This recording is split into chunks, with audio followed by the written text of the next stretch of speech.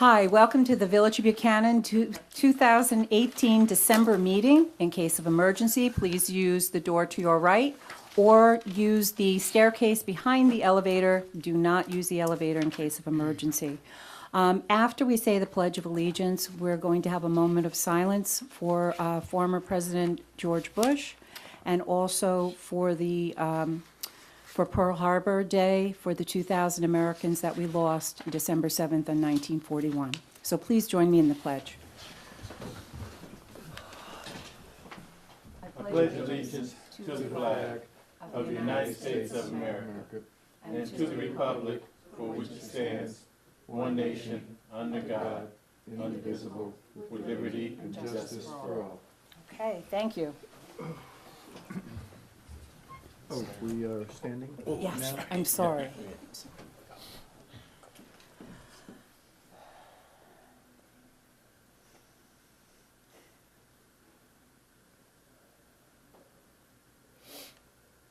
Okay, thank you. All right.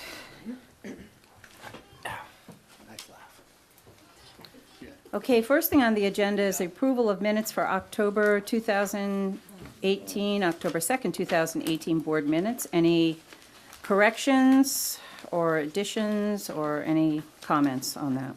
Nothing here. I have nothing. Okay. Oh, I'm sorry, Dwayne. Yeah, I'm good. Okay. So the only thing I want to correct is on page 7, kind of in the middle, it starts, she recalled when she had to go to Albany a couple of months later to testify in front of the committee. She was there all day, but I did get to testify. So it says, but did not get to testify. Yeah, that's okay. Yeah, I might have said that too, who knows? So, but yes, I did get a chance to testify later in the day. That's my only correction there. Thank you, Sue. On a motion? So moved. Second? Second. All in favor? Aye. Aye. Okay, Village Board Workshop Meeting, October 23rd, 2018. Any comments, corrections? Rich did a great meeting. He did, good, Yes. good, I second that. good. I Thank have you. It's good to have a co-pilot, right? Yep. Deputy Mayor, good. Any corrections, any comments? No, we're good? Okay. On a motion? So moved. Second? Second. All in favor? Aye. Aye. Comments from the floor, agenda items only. Any comments? No. Okay. Under new business, resolution scheduling a public hearing on a proposed local law overriding the New York State property tax. Trustee Jackson, if you could read that for us? Yes.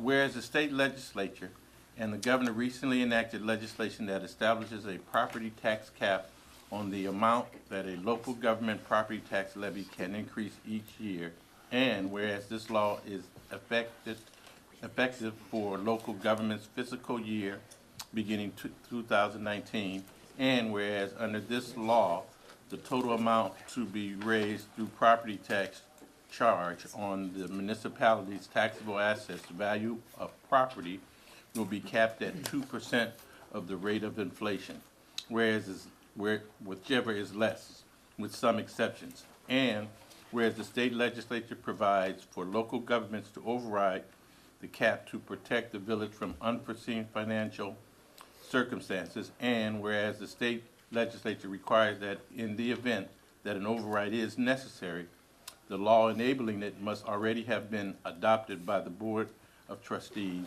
and whereas the local law introductory number 5 of 2018 has been drafted to override the property tax cap law enactment by state legislature if necessary.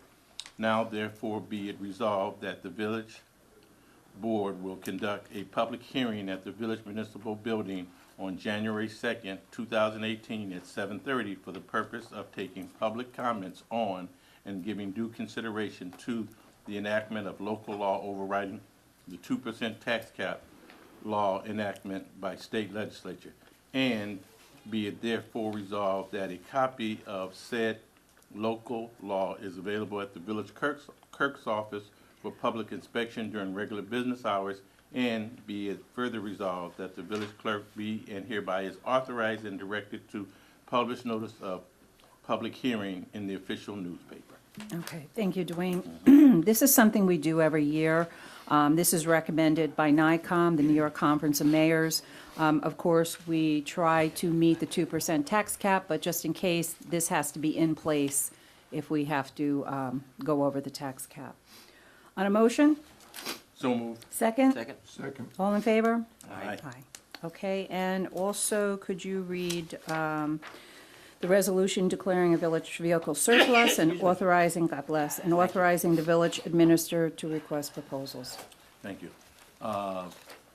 Village, whereas the village has recently evaluated the functionality of one of the village vehicles, the 1997 Ford dump truck, and the village has been advised that said vehicle is no longer needed by the village. And whereas the village board is desirous of selling said vehicle, now be it therefore resolved that the board declares that the 1997 Ford dump truck is surplus and no longer needed for village use, and such the village administrator is authorized to request proposals for the sale of said vehicle.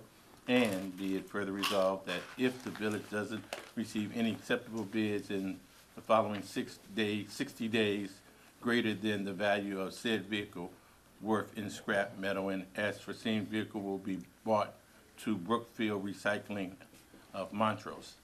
Be it therefore resolved that the village emblems and lettering to be removed from the vehicle before sold or bought to Brookfield Recycling. Good, thank you. This is a 1997 Ford dump truck.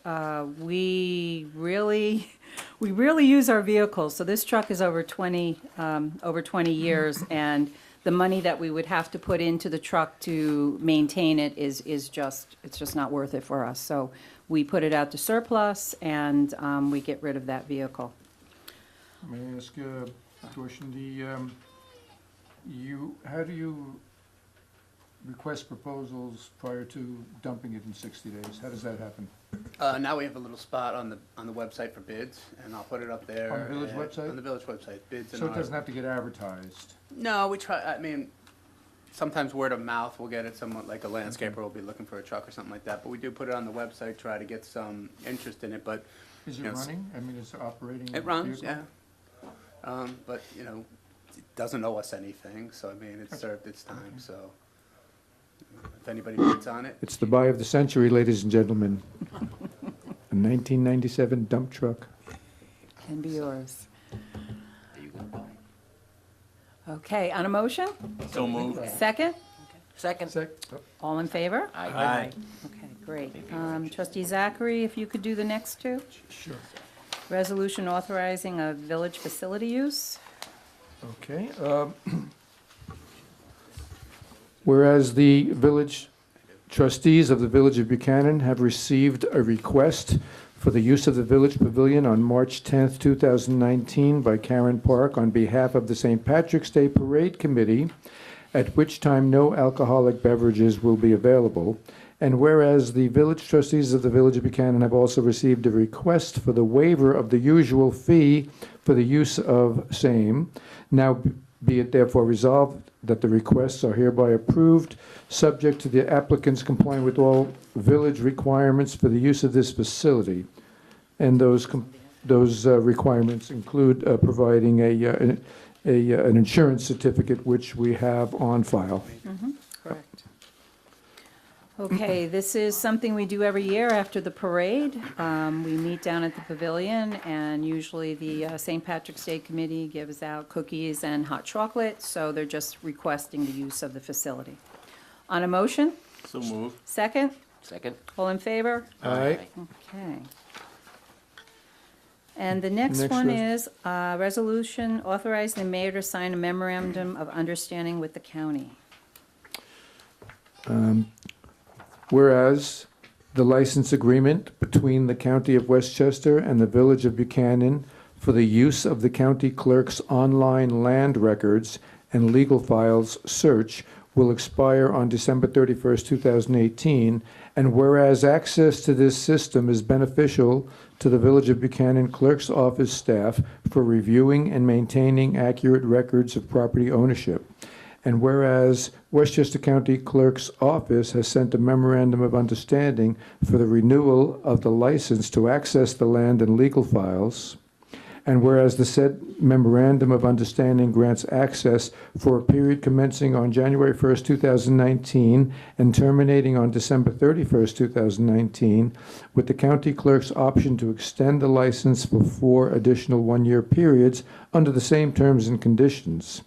Now be it therefore resolved that the mayor be and hereby authorized to execute said memorandum of understanding and any other necessary documents between the Village of Buchanan and the County of Westchester for the purposes of granting access to land and legal files of the county clerk's office.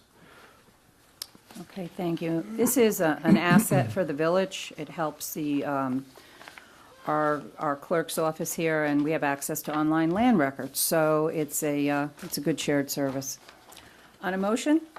So moved. Second? Second? All in favor? May I just Oh, ask I'm a sorry. question? On a The question? this is the Sorry. GIS mapping that we have on our link on the website, or is this a separate? This is separate. This isn't on the website. It's, we use it when we have questions of, did an address change? And we can look it up and we can see if there's a deed, information like that. They also added foreclosure records to it now, too, as well. So it's Okay. not something readily available on the website because we have a It's- login, and there's no cost to the village at all. Gotcha. Okay, thank you. And that's what we like, no cost to the village.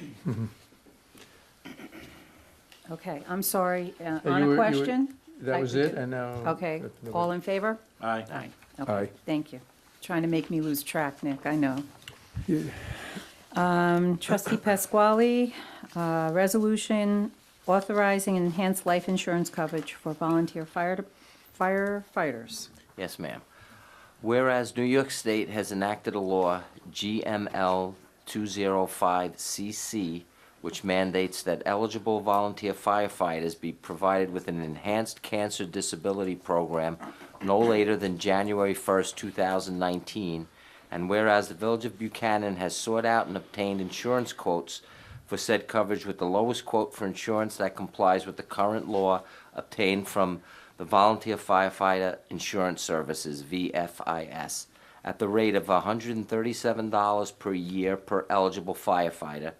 And whereas the Village of Buchanan has been provided with information which indicates that at the present time there are 20 such eligible firefighters who must be provided with the enhanced cancer disability insurance.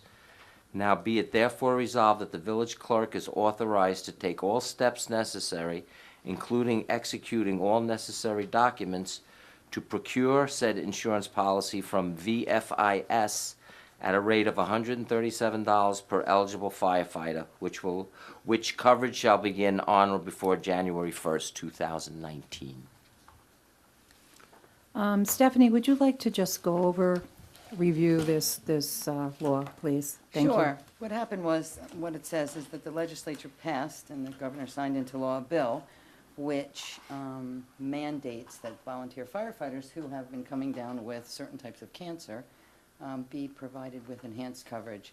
Initially, it was felt that the state would pay for this, but it is what we call an unfunded mandate.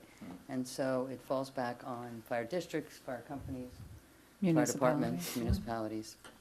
The law is really specific. What we're going to do is, what I am going to do on behalf of the village is give it to the engine company, which I already gave to a couple of them. It only covers certain types of cancer and only volunteer firefighters who have been active in Interior for 5 years during their service period.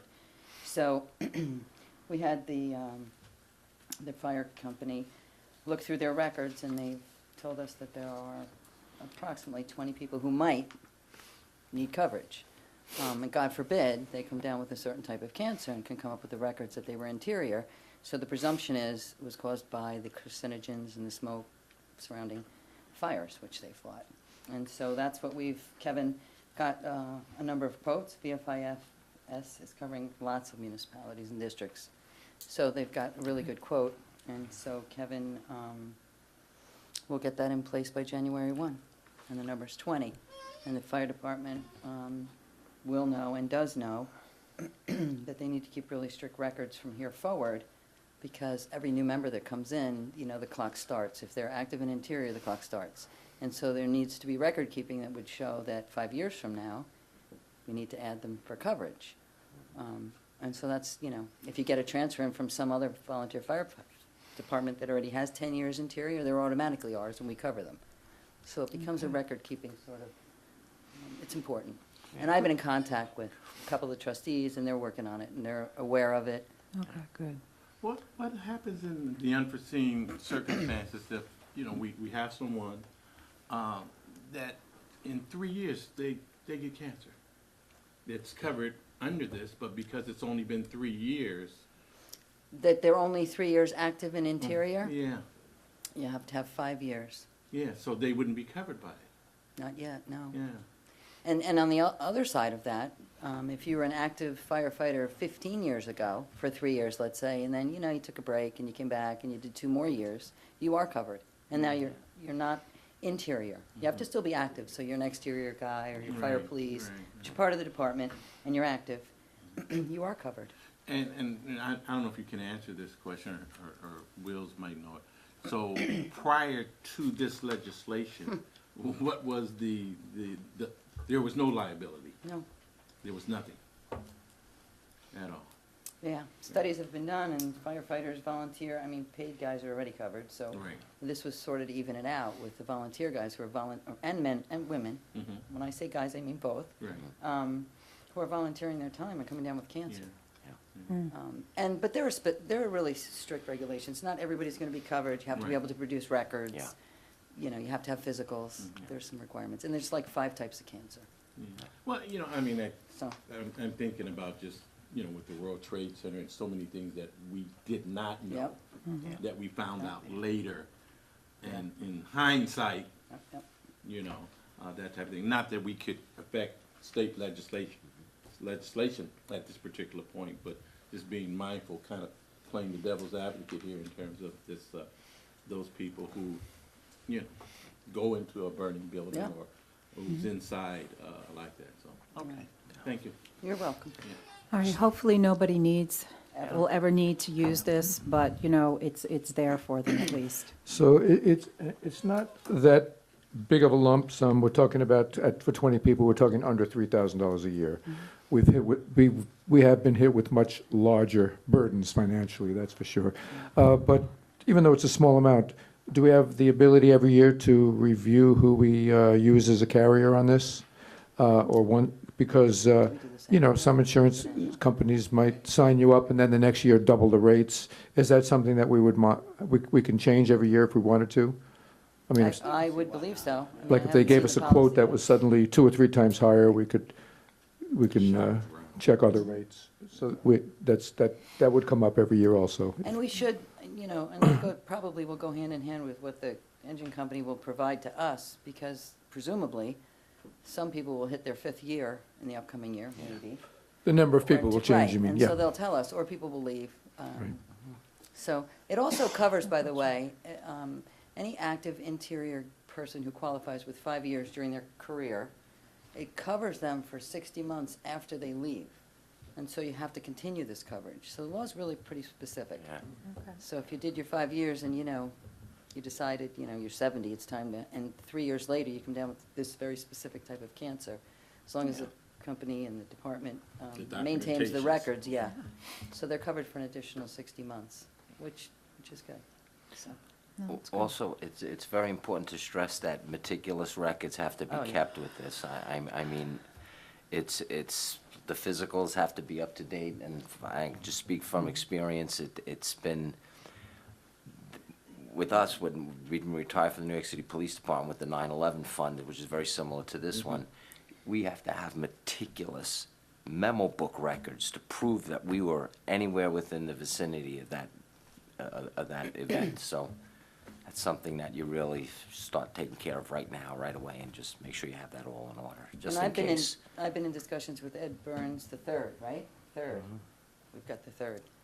We've got his dad, I think, up in Somers. But anyway, and they began a spreadsheet. They've got Yeah. they're on it at this point. Yeah. They know the requirements, they have a copy of the law.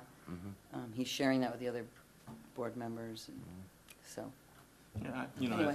as a member of the volunteer exterior, I mean, Yeah. we do a yearly physical in any event, and I think I've been on 4 years now. And it's EKG and, everything pretty. And mask fit testing is the other Yes. critical, I mean, that is mandated. You have to come up with 5 years of mask fit testing, passing, and the physical. So, May I spread ask, it around to you guys. may I ask another question? How much coverage are these people getting for this?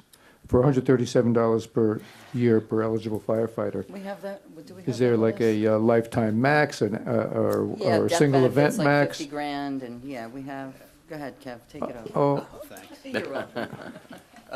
Class 1 lump sum enhanced cancer benefits, early stage cancer benefits, $6,250, advanced cancer benefit, $25,000, lifetime maximum is $50,000. so it's something that Most of could the help. max is 50,000, and, it ranges. All right, But, yeah. okay. Kevin, could I get a copy of that? Absolutely. too? Thank you. Very good. Good conversation on that. The board asked a lot of good questions, and I think we all understand, and now people out in the audience will be able to understand better what this law is too. On a motion? So moved. Second? Second. All in favor? Aye. Aye. Thank you. Okay. Moving along to information from officers and departments. Justice Court Report 2018. There's 2 reports here. One is $6,716, and the other is $3,835. Reports are received and filed. Fire Inspector's Report for October 2018, received and filed. Attorney's Report. Stephanie, do you have anything else for us tonight? I only have a couple of things for executive session, thanks. Okay. We will be going into executive session. Kevin, what do you have for us Just a tonight? couple of things. An update on the water meter. We've done almost 500 of the Oh, wow. 750 meters. They expected that it would carry over into December, which is where we are now. So I think they'll continue to send out like kind of a last request letters, and we'll have to see what we have to do to follow up with the last few people to get them all done. But Okay. we're moving right along. Yeah, no, they're doing good. We're still working on getting access to the manhole on Con Ed property, the one I spoke about last time. So we're hopefully getting there very soon. We'll Yeah. get back there and do that work. I just want to let you guys know the auditors are here doing the 2018 village audit. It should be wrapped up by Friday and they report to us usually a few months after that.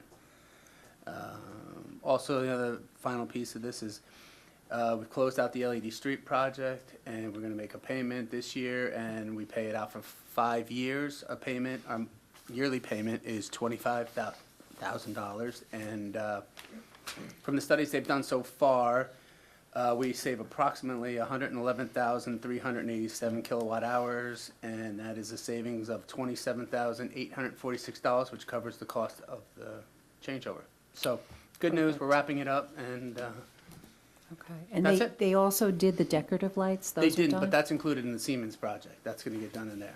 Oh, okay, because originally they were supposed They to be were, included but into that, and didn't end it up wasn't working out. happening, yeah, So okay, all now right. Siemens is part of their energy savings, will do those decorative units. Now, when was that finished? 2-3 years ago? And they're finally, I think we closed out in 2016, so about 2 years ago. Okay, all So, right. Okay, all right. Well, we see a savings through that, so that's a good thing. Okay, Mayor's report. I want to thank Deputy Mayor Rich Funchin, who is not here this evening, for taking over for me while I was recovering from my 4th surgery. So he covered a few meetings, and he also covered the veterans events that, the town and the VA had. So I want to thank him for doing that for me. I know at the last meeting, I had mentioned that I was going to give best case scenario, worst case scenario with the closing of Entergy. But what had happened at our last workshop, there was a question about where we were, what the status of Entergy was. So I'm going to give everyone a quick review. Everything is still in process here. We're still moving forward. But first of all, I want to let you know that I have met with our new county executive, George Latimer, and he is very interested in supporting the village. We are working on some things. I should be meeting with his staff next week. He was here about a month ago. He came to the village hall, and we had a good conversation, and he understood what the needs of the village are. So I'll be setting up my next meeting with his staff. Also in January, the beginning of the year, Sandy Galiff is going to introduce some legislation in reference to the spent fuel casks. Currently, we do not tax the spent fuel cask. So the legislation would go through the state legislature and allow communities to tax the spent fuel. So New York State, I don't know how many other states don't, but I know for sure I'm in conversation with people in Ohio and different areas. They already do tax the spent fuel. The reason why it hasn't been taxed in the state is because it's not technically considered long-term. It's considered temporary, but we all know that we're going to be stuck with quite a bit of spent fuel. The cessation fund, I'm not sure where we're going to go with that.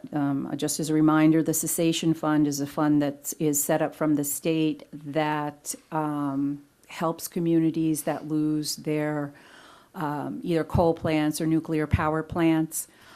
We were fortunate last year that Senator Murphy fought to get an additional $24 million into funding. The first time we will be able to tap from that will be in 2022. So just hoping that the state keeps funding that, because whatever's in that fund now is being drained down by coal plants in the state that have ceased operation. So I'm hoping each year, and we're going to have to push now to make sure that that's continually funded, because when 2022 comes, we'll get 80% of the loss of our revenue. So let's hope that gets funded.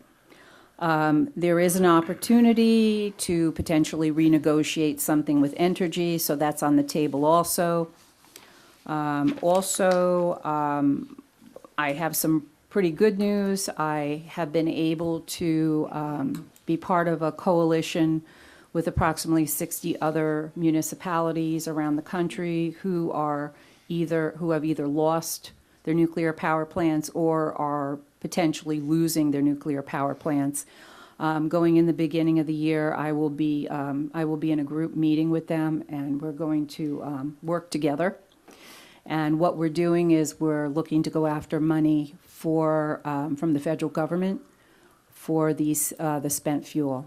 Because right now, the federal government has $36 billion in a fund that's supposed to be used for a final repository for the spent fuel, and there is none. And there is none, and there is none on the horizon. So if we are going to be a de facto storage facility, then we should be compensated. So I will be continuing to work on that. Worst case scenario, if nothing happens at all, the taxes in the village will double. So I know a lot of people have expressed that no big deal, the taxes can double, doesn't affect me, I'm okay with that. But what we need to understand, the people that are saying that are the people that are paying $500 or $600 or $700 a year for full services here in the village. So for those people to double, that's no big deal for them. You know, that's reasonable to spend $1,400, $1,500. But what we have to be concerned about are the people that are paying a lot more, people that are paying $2,000, $2,500. What we don't want to see, and what we really do see around the country when these power plants close, people have ghost towns. There are people that leave, they can't afford to stay, they abandon their houses, and if that happens, that's going to affect our real estate here, and it's going to affect our community. So we have to be fair to everybody. This board works for everybody, whether you're paying $500 a year for full service or you're paying $2,500. So I think we all need to be a little considerate and understand that people pay different amounts of taxes and people are in different positions, like the seniors, for example. We have to be concerned about all our citizens. So that's the worst case scenario. Best case scenario, we're still moving forward, working on some of the things that are here. So I just wanted to give everybody an update, but, the end of year update. We had, on to more happy things, we had a very nice turnout at our Christmas tree lighting. And yes, I did say it, Christmas tree lighting. And even though the weather was bad, it didn't dampen our spirits. We had, why is Stephanie, the attorney's laughing at me. I'm sorry. It's a Christmas tree, Stephanie. What else would you call it? People are calling it holiday trees, and it's a Christmas tree, so. It's not a holiday tree. Thank you. See, Nick, first time this year, everyone, that Nick Zachary has agreed with me. Well, there are holidays and there's Christmas, and trees are a Christmas tradition. Yes, true. Thank you, Nick. It's not a Hanukkah tradition. It's not a Kwanzaa tradition. It's a Christmas tradition. So we settled that. Good. Thanks, Nick. So it was really nice. Everyone came back, had hot chocolate and cookies, and Santa came. And we all know Santa's very busy this time of the year, but Santa was here. Right, Bob Wheeler? Thank you. And we had, we had raffles from different businesses in the community. We had the PBA, our Buchanan PBA had raffled off 2 bikes, so it was we had a lot of fun. And also, a little friend of mine, Henry Cummins, on Westchester Avenue, 2 years in a row, won the Christmas tree from the Buchanan hardware store. So Henry, congratulations. And a special thanks to Nancy Bayer and her elves. Nancy is our recreation supervisor. She did a great job. Eileen Absinger, who is in charge of the hot chocolate, did an excellent job. It was delicious. Very good, Eileen. Thank you. And it's a great event. The community comes together. We have a good time, and that's what makes this community so great. It's really the residents. Yes. And the cupcakes were good, too. And then we have 2 talented trustees that I never realized before we had. We had Trustee Jackson and Trustee Pasquale, who sang, and very good. So next year, we're going to see if we can get them solos. If you do Blue Christmas, I'm in. Oh, okay, all right. You're on. You're on. We can do Elvis. Okay. We'll try that. It's going to be an interesting tree lighting next year. Anyhow, so I want to wish everyone the merriest of Christmas, the happiest of holidays, and a very happy and healthy new year. Thank you. Trustee Jackson. Definitely just want to echo what you just said. It was a great turnout in spite of the weather. And as I was mentioning to our illustrious scenographer over here, there were so many little kids that are moving into the village here, and so many young families, and I applaud all of those who came out for that. But also, as we talk about what we face going forward, our proximity to New York City. We're a suburban community, 28 miles from the New York line. That's a very good selling point. And certainly over on Lake Drive and Hilltop Terrace, our recent move-ins have been young people who didn't even have children when they moved here. And now they all have children. So I think in the long run, we're going to be all right. There are going to be some growing pains and as we move forward on this, but I think the services that we offer, our highway, our police department, our office staff, you just don't get these things in today's world at the price that they come from today, as the mayor stated, and those are good selling points. So I think as we go into 2019, there will be situations, and we will deal with those situations, but I think we'll be okay. Other than that, I'm great to be here, and this is on anecdotal story. I met President Bush in 1988, and I remember him saying to me, "Gosh, you're a tall guy." But he will certainly be missed, and he was certainly a president amongst presidents. And as they said in the news, he was our last wartime president. You know, actually shot down in battle and survived it. And just a great story. And his wife Barbara was a Westchester native yeah. from Rye. So we're okay, you know, and we'll be okay. Thank you. All right, thank you, Trustee Jackson. Trustee Pasquale. Yes, ma'am. Thank you. Again, I just want to speak again about that tree lighting ceremony. Seeing all those children there, it was absolutely fantastic. And considering the way the weather was, we got a nice turnout. So it was really, really nice. And Teresa sold herself short. You should hear her sing. Okay. She's really good. But anyway, last month we had Chief Brian Tubbs announce his retirement. And he kind of caught me a little off guard, and I didn't have anything to really say other than I was going to miss him. But I just wanted to say one thing. Wish him all the best in his retirement. You know, he totally earned that. 38 years with the police department. He's been a dedicated servant. He had a Buchanan. And wish him all the best. And I know police officers a lot of times, and he's still a police officer, even though he's a chief. You know, you tell them they do a good job with something, and it's like, it's just part of the job, no matter what it is. And the best compliment you can pay him is thanking him for his service and for making Buchanan safe. So anybody out there that sees him around, that would be a nice thing to say as he gets ready to retire. 38 years is a long time to work in law enforcement and in the same place. You know, I wish him all the best. Anyway, I wanted to wish everybody happy holiday, Merry Christmas, and I think we'll probably Happy New Year too, right? Do we? Yes. Well, we come back we won't be on time. January 2nd. And a yeah. very, very happy New Year. And I think it was last week, I attended Assemblywoman Sandy Gala's town hall on recreational marijuana in New York, yes or no.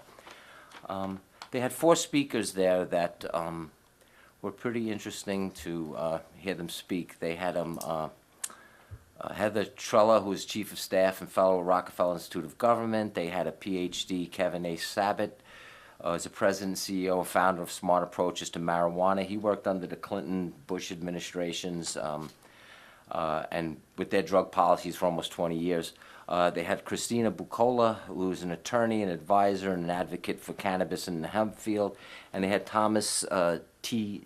Lee, who is an MD, Chief of Neurosurgery at St. John's Riverside Hospital.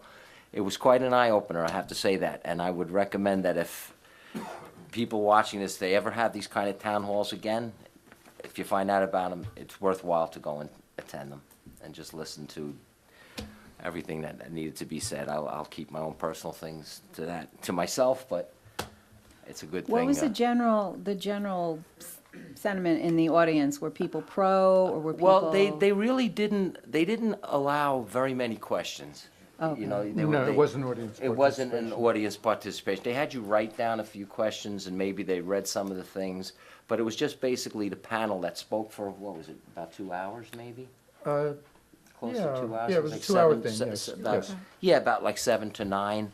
And what I took away from that was that out of the panel, there was one young lady that was very pro marijuana, and I thought the other 3 were kind of against it. And what the doctor had, I paid close attention to what he was saying and the effects it has on the body and the brain and everything. That opened my eyes, because I never even thought about those kinds of things. That being said, like I said, if they have these kinds of things, it was right here. It was worthwhile attending, and Stephanie went, and I went, and Nick went. But if you do see these in the future, you should make a point of going to listen to them. Not just on recreational marijuana, but whatever it may be that interests you, or you have an opinion on. Okay, go ahead. That's it. Thank you. Is that it? Oh, I just have a couple of police reports, if I Yes, may Oh, read okay. them. Yeah, I'm sorry, I No, no, got that's lost in this thing here. I'm just going over a few. On Monday, November 19th, Officer Buddy stops a 49-year-old Peekskill man on Albany Post Road for speeding and several other V&T, which is vehicle and traffic law violations. Upon investigation, Officer Buddy discovers that the man's driver's license is suspended, so the driver is placed under arrest. Officer Buddy again on the 19th, that same day, responded to a call on White Street of a raccoon acting strangely. Officer Buddy located the animal, which was acting lethargic and disoriented. The raccoon was humanely euthanized with the police department's dart gun.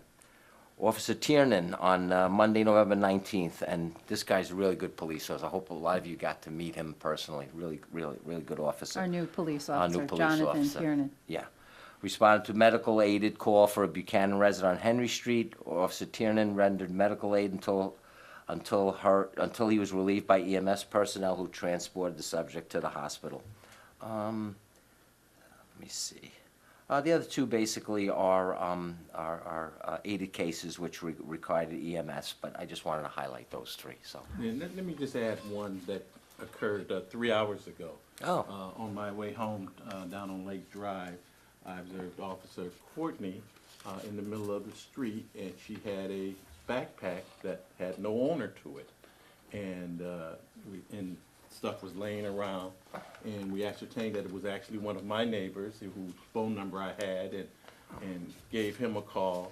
And again, just some of the things you get with, local police, Community policing. Yeah. community policing, and the backpack, his wife had put it on the car, drove off, and forgot it was there, and the stuff was I everywhere. think we're all guilty of that. There's no Me Too on this thing. It was just straight. We all forget, but she, took the time to gather the things and gave it back to the homeowner. And again, that's priceless. Yeah, It sure is, yeah. Sure is. Thank you. Trustee Zachary, I saved the best for last. That's it, the grand finale. Thank you all, good information and good positive sentiments. I want to follow up a little bit on the forum that Sandy Galliff had, and I want to thank her. They really did a great job with this. The audience could submit written questions, but there was not back and forth, which things like that can often, just fall apart quickly. But by just hearing these professional speakers and then reading the questions from the audience, it was very well done and very useful, and I very much appreciated Assemblywoman Galliff doing this. And it's a very interesting thing. It's going to come up in the New York State Senate. It's recreational marijuana is legal now in something like 13 or 14 states, and it's growing. It's nationwide in Canada.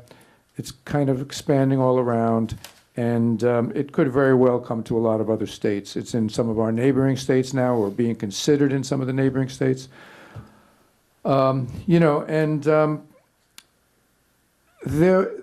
think it's something that people go into right off the bat, either in favor of or against. And I personally support it. I can give reasons. That's not the important thing. I will give some, but by listening, I understood better the reasons why people are opposed. And so I can't criticize anybody that's opposed, and I don't think you could be criticized for being for it. And, I don't know, it's probably about equal, I would guess. But it did open my eyes and help me to understand why, what some of the negative things are. Some of the things that were discussed on the positive side were that you're taking something out of the street, an illegal dealing business, and you are controlling it, therefore having better sense of what the dosing is, not risking anything being made with impurities, because it can be cut with stuff. So that some people regard that as a positive. The possibility of raising tax revenue through this is a positive, although whether that how much that would really raise and whether it would be needed for enhanced drug programs makes it questionable how much tax revenue you would actually get. Right now, there are a lot of people in prison for personal use of marijuana. I'm not talking about the dealers and people who, trafficking and a lot of stuff, but we're spending a lot of tax revenue to keep people in prison for personal use of marijuana. And just the fact that somebody had pot in their car doesn't necessarily mean they're a major threat to society, any more so than somebody who drinks too much. And my thing is, I feel like there are parallels to things that are legal already, like alcohol. I think alcohol has ruined a lot of lives. There are people, I can have a glass of wine with dinner and not become an alcoholic, but there are people that cannot control that and become alcoholics. And I think the same would happen with marijuana. Most people would use it casually. Maybe they say that 2/3 of the people that try it don't keep smoking it. They give it up. But then there will be a percentage, like with alcohol, of people who become overusers. So I find it very similar to things that we already allow. A lot of parallels, both. I think, I've personally been affected in my life by alcoholism, not me, but family members. Many people will know people like that. We hear constantly in the news about people drinking and driving and causing accidents and deaths. And I would have a hard time imagining marijuana could ever equate to that.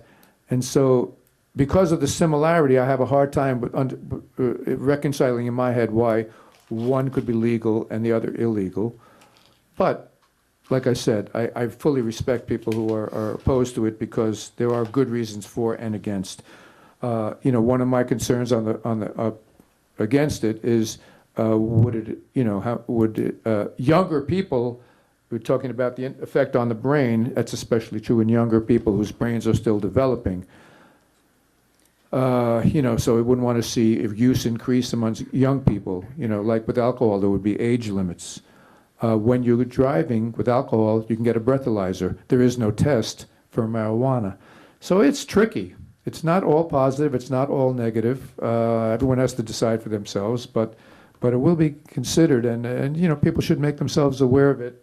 I thank Cheech for saying that. If there are other sessions, if you see it on any of the in the newspaper, something's listed at a local library or something, that would be well worth attending. Very informative. So other than that, I just want to wish everybody happy holidays, which is my general sentiment to everybody of different faiths. Specifically, I'd like to say Happy Hanukkah to the people of the Jewish faith. Sunday was the first day of Hanukkah. I also want to say Merry Christmas to everybody who celebrates Christmas. People get all bugged out about the Happy Holidays things, like we can't say Merry Christmas, that's a lot of crap.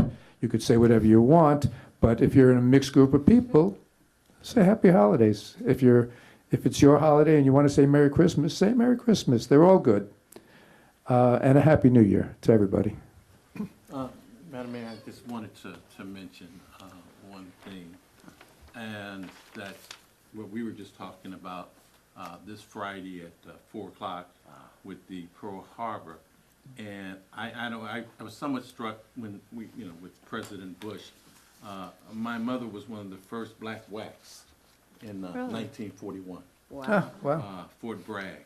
Oh, wow. And my father. Young people may not know what a WAC is. Yeah, the acronym is Women in Armed- Service to America? No, No, women. Well, we're going to have to get the answer to Well, that. she was a nurse, basically. Yes, She was a nurse in 1941, and my father was a sailor, and they met in San Francisco, where I was conceived at and stuff. But for those who will be around on Friday at 4, because 2 months ago we lost Mr. Paul, Mr. George Paul was an Army guy at 93 years of age, and every generation kind of comes and goes, but let us, take pause to remember those that we have with us and celebrate them, and those who have given the ultimate sacrifice for our freedom. And that's what's important, because nothing for nothing, we lose World War II, I don't think we'd be speaking the same type of English we're speaking today. It'd be a very That's not different an country. you Persian know? upon any of our Axis people who were against us then. But, you know, as I always say, freedom is not free.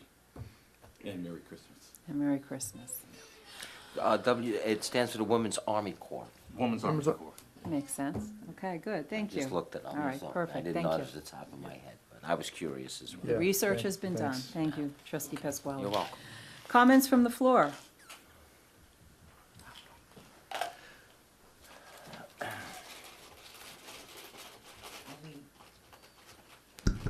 Eileen Apsinger, 138 Tate Avenue. Teresa, I want to thank you for the update. And please do keep us abreast of what you do come up with. I want to know, where did you guys find out about that Galef? I had an email from Sandy Galiff, Okay. I got the same thing. and I think we put the flyer up in the Village Hall, but that just came out like a week before the meeting, so it wasn't up for too long. Can that be put on Facebook or someplace? Yeah, that should. Yeah, it's because actually a Any good type idea. It's Yeah. it's Public really up forums. to the young parents of these kids that are coming up from elementary school to be very aware, whether they smoke pot or whether they don't. Sure. But what their kids are going to be up against in regards to this physically, for their brains and for their bodies. Yeah. You can, put It's all the very rules important. you want in, but once you regulate it, it's going to be more expensive, and they're going to go to the black market just like they are now. Right. Or whoever their dealer is, they will get it for them, and it'll be a lot cheaper. So the competition, let it begin. So that's, all these states Yeah. that have regulated have found out that that's all fine and well, but it doesn't work as best that they thought. So if we can get some kind of thing, if you hear about it, you get an email, or somebody happens to see it, I would ask that it be put on Facebook or the website. Yeah, that's a Okay. good point. Thank you. Thanks, Eileen. There's just one quick thing about you were just saying with the children, that the doctor did mention that between the ages of 18 to 25 is when the brain is still developing, and that's when they see a lot of, stuff going on with the brain. He did speak about that for, at length, about the possible damage that could do between 18 and 25. So that's good. That's an excellent point. Thank you for bringing that up. Oh, kids are smoking at a lot younger than that, too. Yeah, I know. Yep. Okay, so no more comments from the floor. I'm going to make a motion to go into executive session to discuss personnel issues. So moved. Second, Second? all in favor? Aye. Aye. Have a great Buchanan Day.